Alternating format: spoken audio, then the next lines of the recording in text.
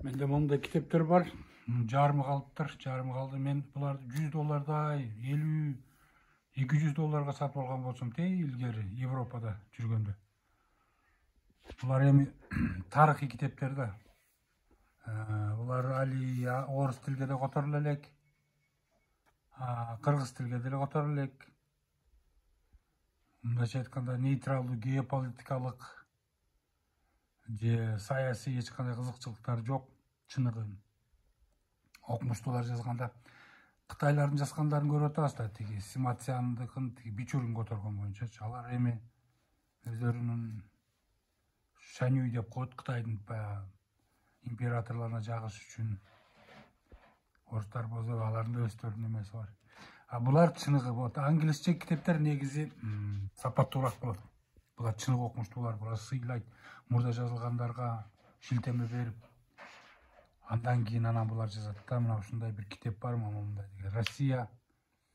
Мен өзүм окуган эмесмин толук. Мен өзүмө керектүү гана бир жерлерин колдонушу мүмкүн лингвистика жагынан. Бирок мен тарыхчы эмес болгондуктан, тарыхка кызыкпагандыктан мынчалык тарыхына кызыган эмесмин. Азыр интернетте ар кандай сөздөр жүрүп аткандыгына байланыштуу кайра ушу китептерин карайын десем, баарынын арасынан ушунча мынча калыптыр.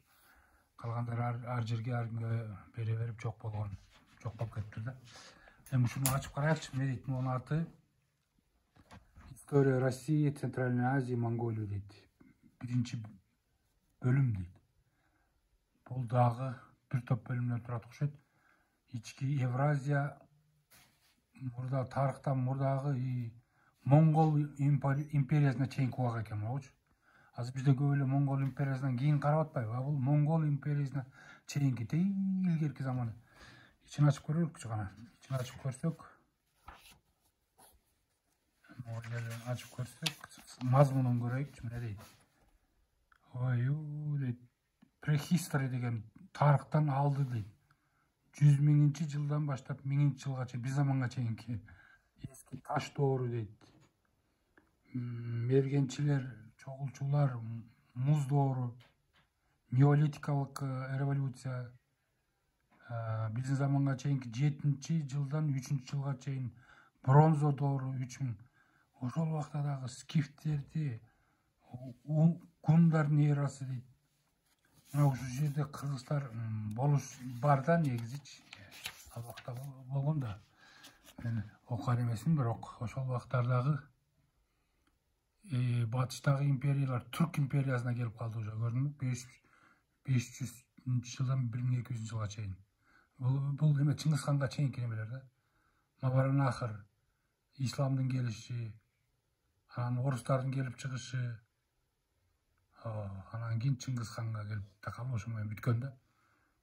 Азыр көп эле бизде мындай эмени издеп атпайбы Чыңгызхандан кийинки. Бул китеп Чыңгызханга чейинки илгерки доорлар. Ошондо ушул жерде сөзсүз албетте ошо кыргыздар жөнүндө бар да. Хазар империясы дейт, Орта Азия, Скиф убактары, Гундар, Евразия. Мына ушундай китеп. Бул уникалдуу китеп да, бул киши жазган. Китеп бар менде. Мен дагы айтам, тарыхка кызыкпайм. Буга менин убактым да жок азыр, ошондуктан азыр келе суранышы мүмкүн, котор, чыгар деп. Ал үчүн мага айлык төлөп берсин, өкмөт чыгарып берейин. Менин ишим башка да. Бул болсо мына, бул дагы бир нерсе, өзүңүздөр билесиздер, исламга чейин биздин бул жака христианство тарай электе Европага. Алгач Азияга тараган булар. 4-кылымда буларды өз негизи церковь деген сөз христианство Азияда пайда болгон, азыркы Түркиянын немесинде, территориясында. Анан кийин чыгышка биринчи тараган, андан соң Европага тараган. Русь христианствону, православиясын кабыл ала электен мурда ал ушу Орто Азияга тарап кеткен да, катуу тарап. Мына кыргыздардын арасындагы көптөгөн уруулар, Меркит, Керейит, Наймандар, Күчлүк хан мисалы үчүн булар христиандар болушкан.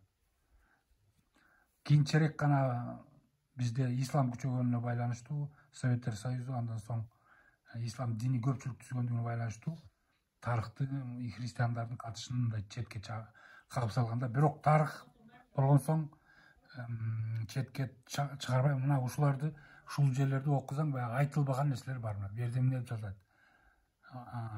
1500-жылга чейинки Азиядагы христиандар дейт.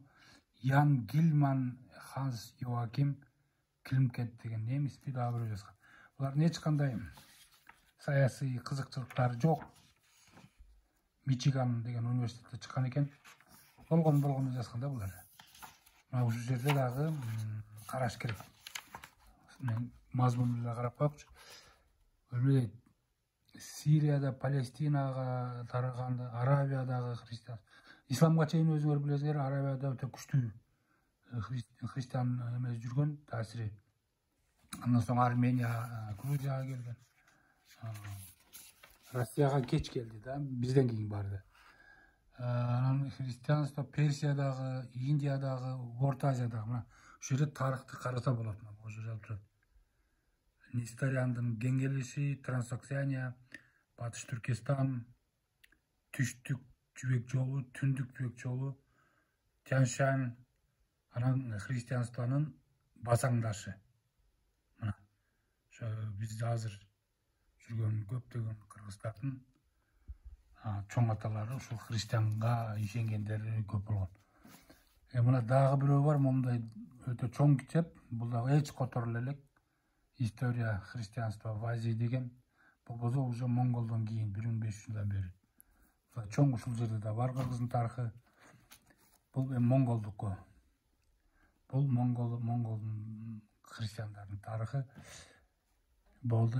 Ал калган майда чүйрө китептер мына кыска. Бутанаев бул киши менен жеке тааныштыгым болчу. Раматылык билимдүү мындай аргумент менен сүйлөгөн киши болчу да. Бул аномастика аттар, география аттары, тоолордун аттарын баарын ушул жазган. Ушул китебинде кызык китеп, ушундай илимий китеп. Бул негизделген жөн эле азыр кээ бирлер келип атпайбы, келип алып эле мактап сактап кыргызды баатыр кылып эле анан ичи коюна кирип акчасын кагып кетип атат. Бул андай эме кызыккан киши эмес болчу. Худяков деген да муну менен жеке таанышкам. Өзүм тарыхчы болбосом дагы мындай жолугуп калган учурлар болгон. Енесай кыргыздардын тарыхы 2013-жылы чыккан экен. 2010-жылы менин да бир китебим чыккан негизи.